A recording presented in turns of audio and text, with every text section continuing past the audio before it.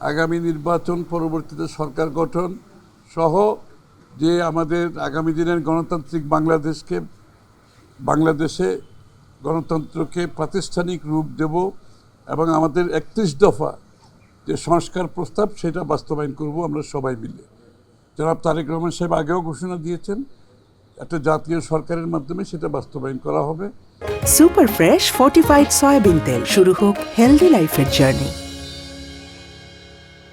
আমরা বিশেষ করে লন্ডন বৈঠকের পরে জনাব তারেক রহমান সাহেব এবং আমাদের ডক্টর ইউনূস সাহেবের সাথে, প্রধান উপদেষ্টার সাথে বৈঠকের পরে ফেব্রুয়ারির প্রথমার্ধে নির্বাচনের যে আলোচনা জনগণ সেটা অত্যন্ত ইতিবাচকভাবে নিয়েছেন এবং যে আশঙ্কা ছিল জনগণের মধ্যে সেটা কেটে গিয়েছে।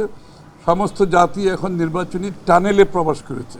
আমরা সবাই নির্বাচনের দিকে এগিয়ে যাচ্ছি গণতন্ত্র পুনরুদ্ধার, গণতন্ত্রকে প্রাতিষ্ঠানিক রূপ দেওয়ার জন্য এবং বাংলাদেশের জনগণের রাজনৈতিক, সাংবিধানিক, গণতান্ত্রিক অধিকার প্রতিষ্ঠিত করার জন্য এবং একটি নতুন বাংলাদেশ গড়ার শপথ নিয়ে আমরা সবাই ঐক্যবদ্ধভাবে এগিয়ে যাচ্ছি।